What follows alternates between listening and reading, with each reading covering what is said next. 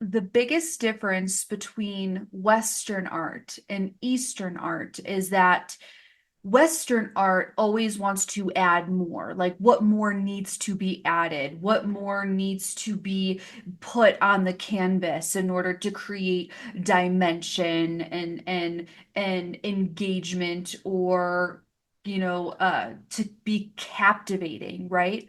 But in Eastern art, what they practice is what when is it to the point where nothing else needs to be taken away?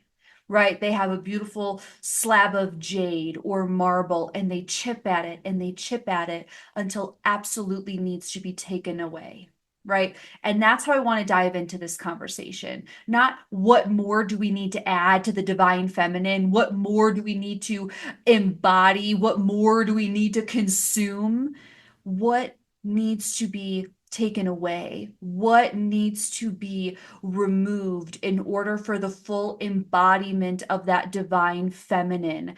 What needs to be removed until there's nothing left to be taken away? That's how I want to dive into this conversation. So today, what we're going to do is I'm going to give context. I'm going to help facilitate you by giving you information. And then at the end, we will deep dive and I will help you find a limiting belief that is preventing you from fully embodying your divine feminine. And it will be crystal clear to you by the end of this video. And then at the end, very end, we will do a general healing so that not only do you leave here more educated, but you leave here with a higher knowingness, beingness, vibration, isness, and energy so that you can fully embody the divine feminine the way that you are meant to, right? This found you for a reason. So let's dive in. I have my notes here. So I stay on track because oh my gosh, I will get crazy. So let's talk about chipping away. Okay, what do we need to chip away? What is excess marble on the statue? What is not the right curvature in the jade? What is the excess fat that needs to be removed? Okay. So the first one is that the divine feminine does not hold grudges, and the divine feminine does not take revenge. So the divine feminine comes at from this place of higher dimensional consciousness, right? So, and that comes with a higher dimensional perspective. And because of this, she can perceive the psychological patterns that somebody is demonstrating and can understand, not justify or excuse or tolerate, but she can identify the source of hurt from which that behavior is stemming from. And she doesn't want to take revenge. She doesn't hold grudges because she knows that there's like this higher knowingness that it is their lesson, it is their karma. Her light might be shining a light on their unhealed wounds. She understands that everybody has their own path and their own journey, and it's not up for her to even know what that path or journey is. It's not even up to her to know why they responded to her that way, or what purpose she's serving in their life. Because if you're trying to figure that out, that's ego too. She just simply has acceptance for the situation. Okay. But the divine feminine does have boundaries, so she can be there. Remember, this entire universe operates on paradox, right? Where you can see it for what it is and see it as it is, but also you can like not participate, right? There's between these two diametrically opposed forces, there is this harmony, this harmonic place in the balance, in the center point, and the divine feminine operates from that center point of these two diametrically opposed forces. Okay.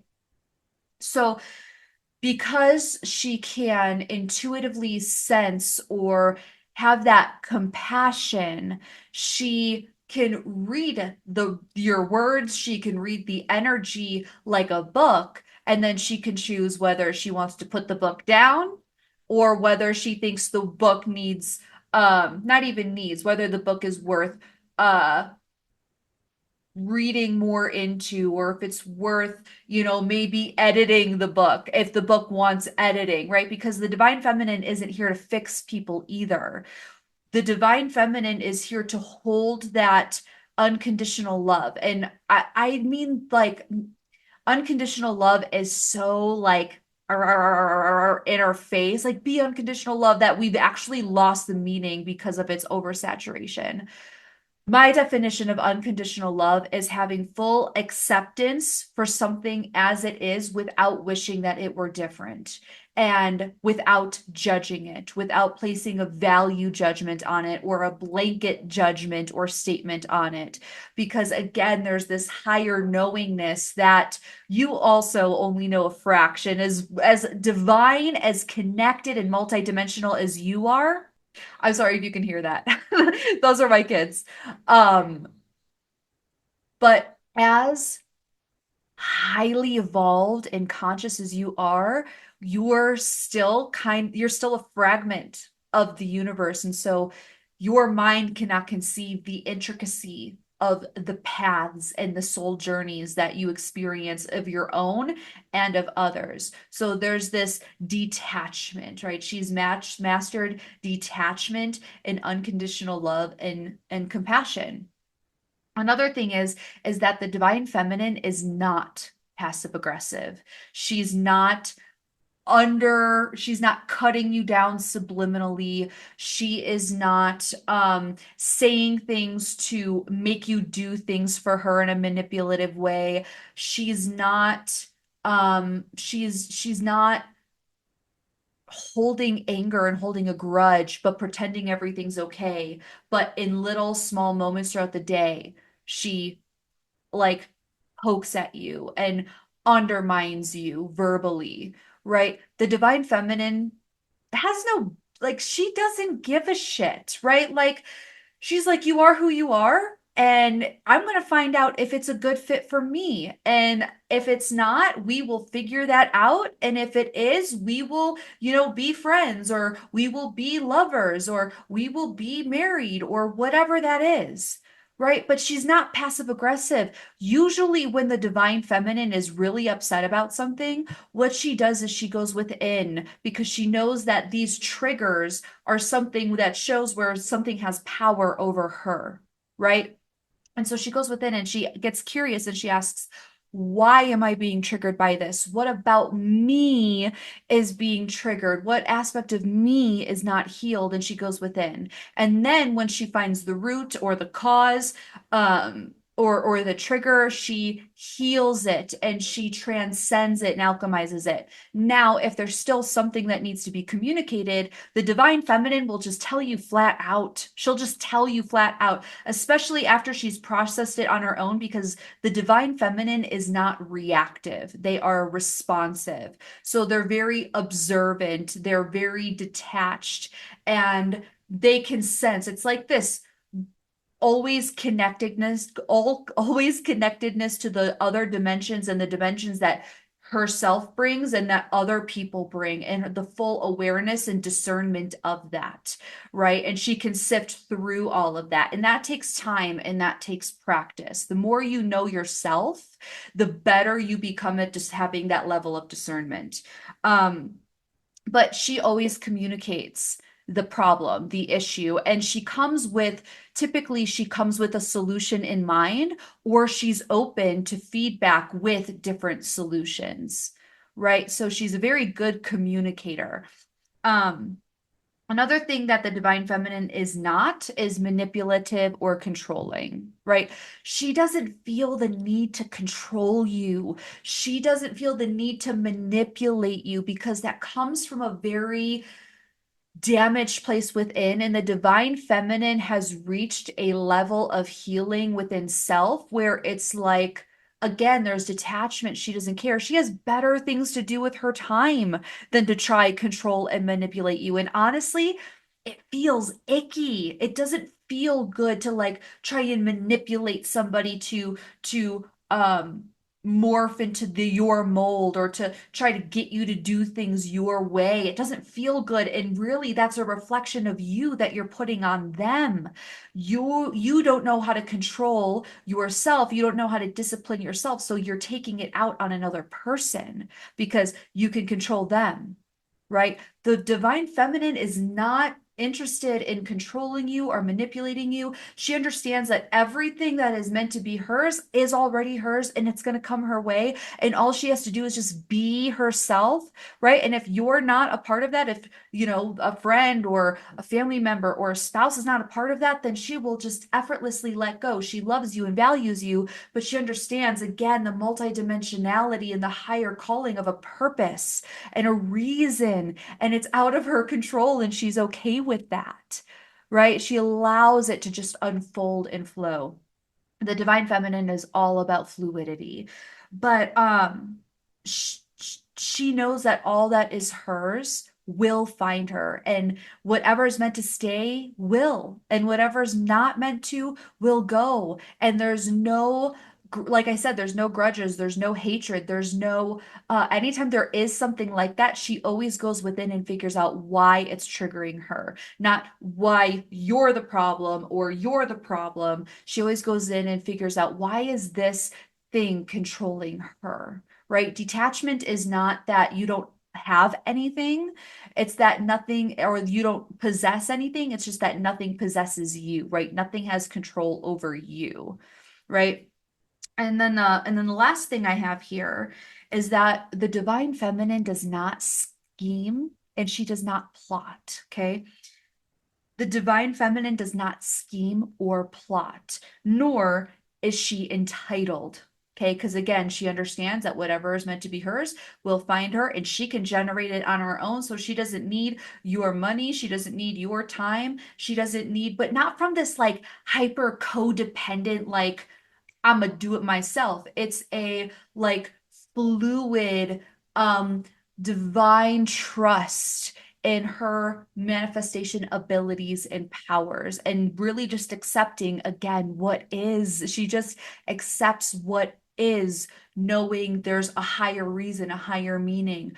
But she's not entitled to a job position. She doesn't feel like she has to she's entitled to a certain way of and of a role in a family, or she's not entitled to a certain way of being, or entitled. She's just not entitled. Like, because the divine inheritance is already within, and she knows that the more fluid she is, the more she'll receive her divine inheritance. So she doesn't need to grasp onto anything, like just hang there and grab whatever you can. That's not her mentality. It's like, I'm going to sit here and have a beautiful garden and let these butterflies come to me. I'm going to maintain my garden. I'm going to make it beautiful because it feels good to have it beautiful. And I'm going to maintain it because it's an extension of me. And I love creating. And oh my gosh, look at all these butterflies that are coming towards me effortlessly because I take care of my garden, right? She's not entitled, and she doesn't scheme or plot. She's not sitting there being calculative because her energy doesn't want to fit, like just the fact that you have to scheme or plot against somebody or something or be very pre-calculated. It's like this really dense, low vibration, and she can't fit there. It doesn't feel good there. It's icky. It's disgusting. It's dense as fuck, dude. Right? So she just allows whatever to happen. She doesn't scheme or plot, and she's not entitled. She's grateful for anything that comes her way. She's grateful for whatever gifts she gets. She's grateful to whatever you have to contribute, or her spouse, or her family member, or whatever have you, or a job, like whatever they have. See, that's the thing, right? Like the divine feminine is a fluid, whole, complete embodiment of unconditional love, compassion, nurturing. And her state in of itself is a fulfilled state. So if anything that comes in is a bonus because she's not expecting anything, right? It's like, do you add? It's like this question, do you add to my life or not? Because I am whole here. I'm good here, right? So do you add something to my life or do you not? Do you retract from it or redact from it, right? Like she's a whole fulfilled state. And then there's some like hyper hyper truths here as well that came through, because I always divinely channel through the highest source of light and creation, which is creator of all that is, creator of like the multiverse, the creator of consciousness itself, because I always want highest truth. And some of these other nuances here, or paradoxes that she lives in here, is that she intelligently responds to stressful situations in order to alchemize or diffuse. Right. So when stressful situations come up, she understands that the body, the primal part of the body is responding, and she takes care of that, allows herself to feel that without lashing out at anybody. And then she will respond intelligently. Is this something that needs to be diffused? Is this something that needs to be resolved? Is there a problem here that I'm not seeing that can be solved? Or is it simply that I need to alchemize something? Okay, so she responds very intelligently to stressful situations. She's not reactive. And see, that's the thing, coming from a space of reaction is the unhealed aspects of ourselves, right? So we get triggered because we either believe it to be true about ourselves, whether it's consciously or unconsciously, or it's an unhealed aspect of ourself. Right. So when the divine feminine is always like fluidly healing herself, working on herself as it comes up, again, not in a space of force, not in a space of I have to heal myself so I can embody more divine feminine. It's like, okay, this is rolling my way, and I'm going to take a look at it, and I'm going to dance with it, and I'm going to give it the love and nurturing that it needs. And then I'm going to heal it as it's ready to be healed. Or I'm going to let it go as it needs to be let go. Or I'm going to let it percolate as it needs to percolate, right? Like there's fluidity and detachment. Like those are the two key words. Another thing is she knows the balance between taking care of herself and taking care of others. So she understands the value of taking care of herself, and she loves taking care of herself, and she loves taking time for herself in any way that is and what best suits her. And then she's also very passionate about loving and nurturing others and being selfless, right? Pouring in, pouring love into people, pouring inspiration into people, pouring safety and security and understanding and compassion into others. But she knows that balance, and she works that balance well between taking care of self and taking care of others. She also knows, and this is my favorite aspect about the divine feminine, is that she knows when to nurture you. And then she also knows when to call you out on your bullshit. But it's not from a place of ego. It's not from a place of I need to be right. See, I told you so, or this is your problem, right? She, it's like this unverbalized knowingness, an embodiment of discernment and information. And she can tell when you're excusing your bad behaviors, or when you're selling yourself short, or when you're keeping yourself small, or when you're allowing the unhealed aspects of yourself to control you. And she knows when it's the right time to like love and nurture you and hold you and take care of you and be there for you with an open heart, open ear, and open mind. But then also she can discern when it's either gone too far, or when you're living as a fraction of who you could be, and she calls you out on your bullshit without caring whether you take the information or not, whether you choose to embody what she says, or whether you choose to let go or deny what she says. She doesn't care. She's like, here, this is the divine creation message I'm giving you. You need to cut it out. Take it or leave it. I don't care, because I'm dancing over here in my garden. Right? Like that's literally the embodiment of that. It's without ego. Another thing is she does not abuse her sensuality. She does not abuse her sensuality. She knows that she is a sensual being, and she is beautiful, and she is sexy, and she is alluring, but she doesn't take advantage of other people because of that, or she doesn't take advantage of men because of that. She doesn't take advantage of roles or stature because of that. It's a knowingness within, and she understands it in her divine sensuality, but it's in a way that is non-egoic and it's non-flaunting. So there's nothing wrong with wanting to look your best. There's nothing wrong with, if you're proud of your midriff, maybe you show a little bit there, or maybe you're like, damn, these look good. Let's like in this bra, let's like, right? But she's not like abusing her sexuality. She's not using her sexuality to allure you or entice you or to manipulate you and get your way. And actually, the divine feminine is not like just sleeping around either, because the divine feminine knows that her sensuality and her sexuality is very sacred, and that it's not something that should just be shared with anybody. And she holds that to her heart in a sacred space, right?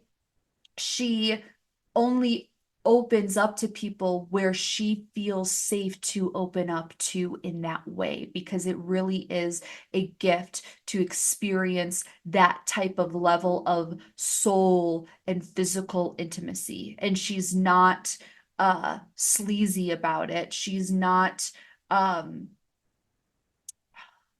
she's just very without judgment and judging other people. In her intuition and knowingness and beingness, she doesn't just give it up, right? She knows when to and when not to. And the last thing I have here in my notes is that she heals the divine masculine. So she holds that space for the divine masculine to fully be himself, right? And we all have like feminine and masculine aspects within each and every one of us. This is not necessarily like all females are feminine, all males are masculine, right? Because there could be aspects of a male that are feminine and aspects of a female that are masculine. We all know this, right? But she holds the space for the divine masculine to play their role or to heal themselves so that they can play their role, of that security, of that protection, of that, like cultivating resources and serving the family through their ability to provide a meal or provide safety or provide for the outer world or to be strong, to be the warrior, right? She holds that space for the divine masculine again, and it's unconditional, meaning there's no strings attached, there's no expectations, there's no obligations. And I think that's the real thing too, and the divine masculine embodies this as well, where it's like there's no expectations. There's no expectations. There's no obligations. You don't have to fit in a box in order to be here, right? You don't have to fit in a box in order to be accepted here. The divine masculine and feminine together have both of these beautiful attributes that like the divine feminine is way over here and the divine masculine is way over here, but they find that harmonic point in the paradox, right? It's so beautiful. So now let me help you, okay? So right now, I want you to just kind of feel into what the block is. What is the limiting belief, or what is the block that is preventing you from your divine feminine? And I would recommend that you actually do this with me. So whether you bookmark this or share this to your, messenger so that you can finish watching this later, or you have the time to do it now, but information is not always enough because you cannot intellectualize these things or cognize these things. These are something that needs to be in full embodiment and integration. And that is what I want to give you today, because information is just not enough. Okay, so let's do this together. So I want to start off by getting you into the zone, because now we just had a lot of logical conversation, a lot of analytical conversation. And if you're very hyper self-aware, then you've already been trying to like figure out, where am I blocking myself? Where am I not? And the more chaotic the mind is, the less you'll be able to feel into what the highest truth is. Okay, so let's get you out of your mind for a moment. Okay, so I'm just going to dive in. get centered myself. And so we're going to start with a pineal gland activation breathing exercise. This was developed by Dr. Joe Dispenza, and he has found that by placing mechanical stress on the body, natural organic mechanical stress on the body through breath, it activates the crystals on the pineal gland and they grow, right, with the mechanical stress. So we're going to do some of that breath work to get you out of your head and into your heart so that you can feel through this. And remember, the divine feminine is also compassionate with herself. She's loving with herself. She does not judge what her beliefs are, what the root beliefs are that are blocking her. She doesn't place a value judgment. She doesn't put pressure on herself to figure out what it is now because she knows the answer will come. I know sometimes I've put it out there and asked Creator, and then it came to me a day or two later. So let's just set the stage, remove all expectations, release all attachments or what should happen or what shouldn't happen. Fucking let that shit go because that is going to get in your way. So the pineal breath activation, pineal gland activation, breath work, I should say, we start from the bottom of our belly and we breathe up through the rib cage, up through the chest, up through the neck, and pulling it all the way up to the top of our head. And we hold our breath and we want to build a pressure or build an energy at the top of our head. So let me walk you through this. Breathing in from the bottom of your abdomen, all the way up, expanding through your rib cage, expanding through your chest, expanding all the way up and pull it all the way up to the top of your head and hold it. This is the mechanical stress we are causing to activate those crystals. Hold it and exhale, release.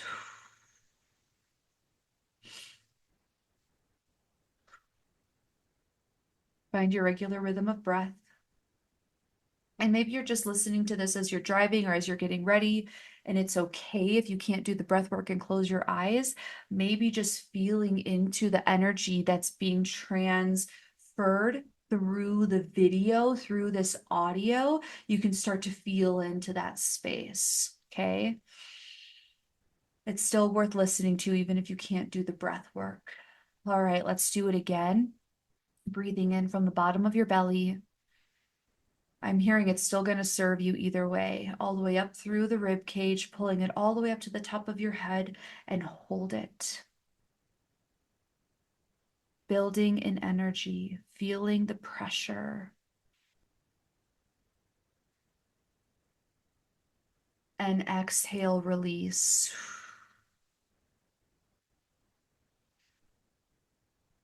Now you can feel yourself sinking further into your body, into your knowingness. It's less about what the external world and your senses are telling you is real. It's more about what you're feeling and sensing within that's real. The images that are playing through your mind are becoming more vivid and more real than the external world. And let's breathe in again here from the bottom of your belly, expanding up through your rib cage, up through your chest, through your neck, and pulling it all the way up to the top of your head and hold it. Give this one your best.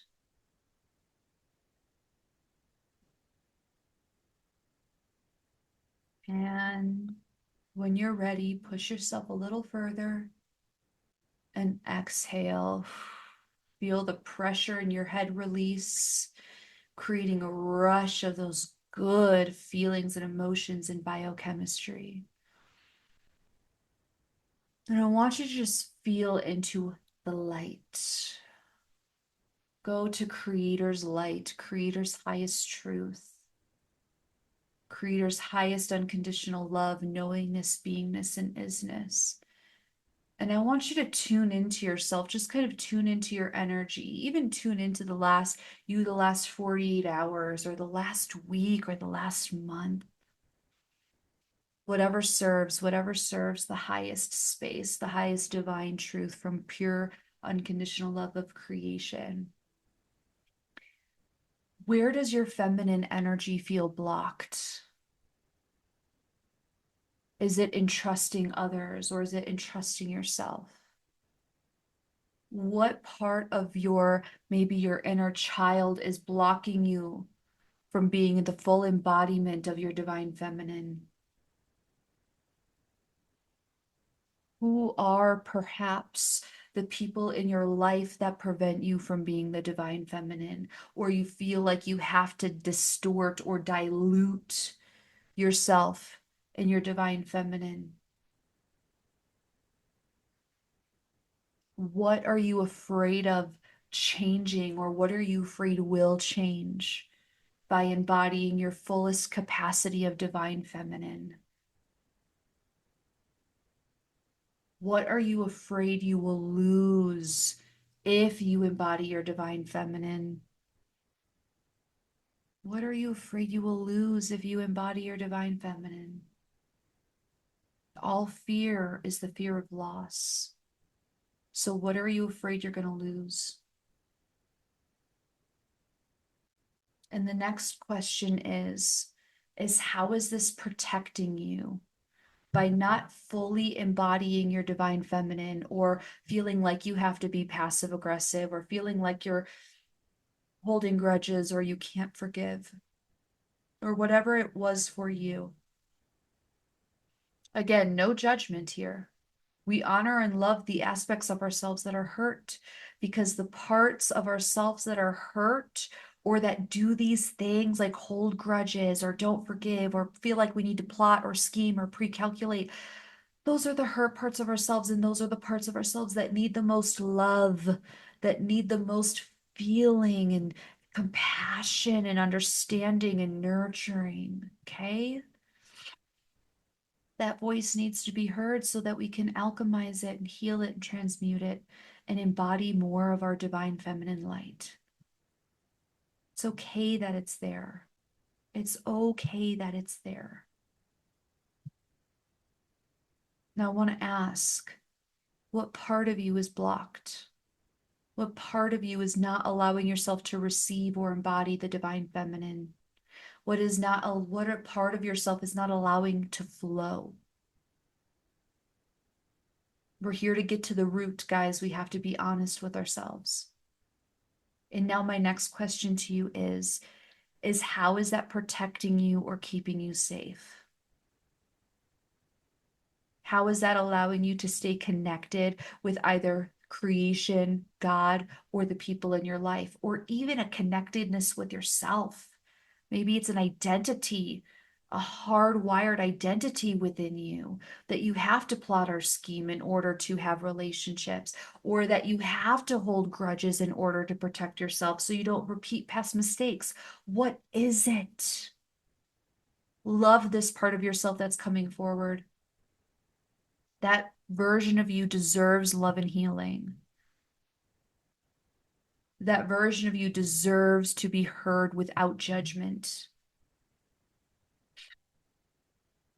What is it that's blocking your divine feminine in its fullest capacity?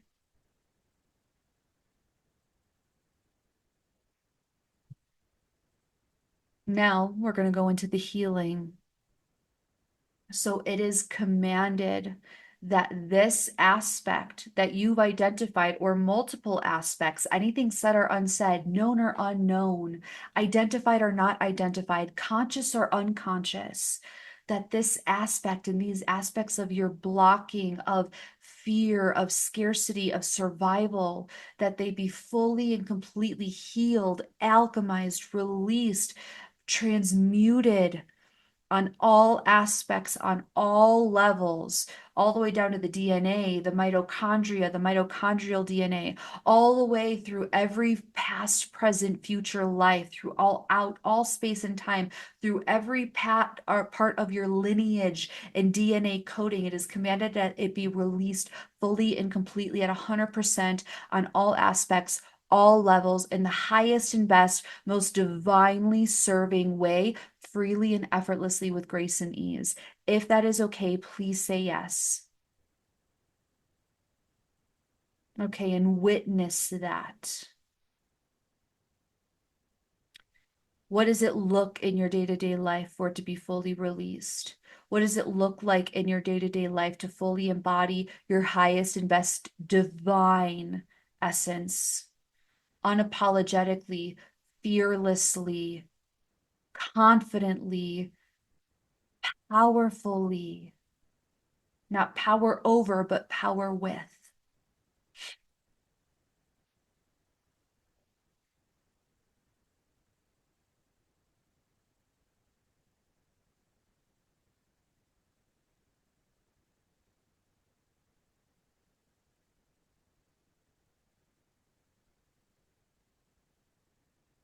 And let's go into the roots, and pull them out and send them up to the light of creation to be healed, transmuted, and repurposed for light.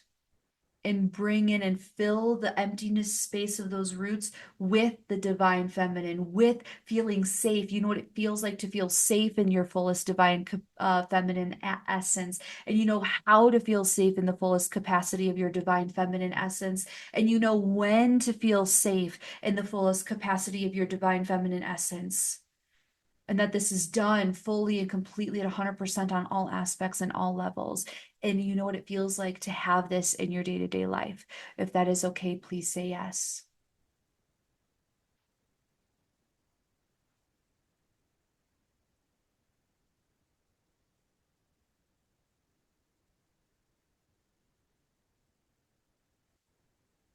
And I'm just going to ask that anything else that Creator has for you at this time that is in divine, highest, and best, divine orchestrated alignment that is meant for you to be released or received, that it be done fully and completely at 100% in the highest and best way, freely and effortlessly on all aspects, all levels, anything said or unsaid, known or unknown, consciously or unconsciously.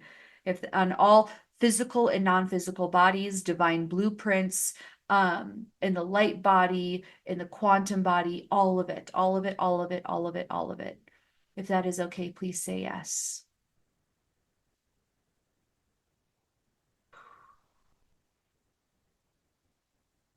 Okay. If you have found this helpful, give it a like, give it a share.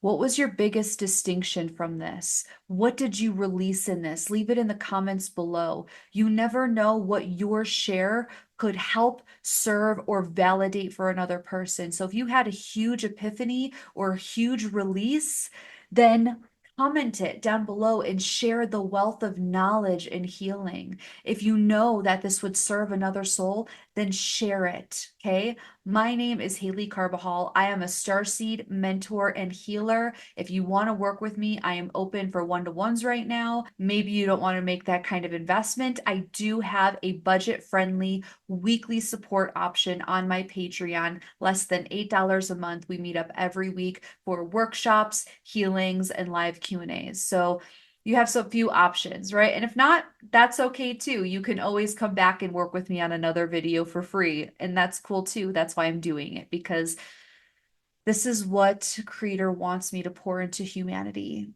And I'm going to honor that unconditionally because I fully embody that divine feminine. So, so much love, so much honor, so much respect for you. I cannot wait to see you on the next video. See you there.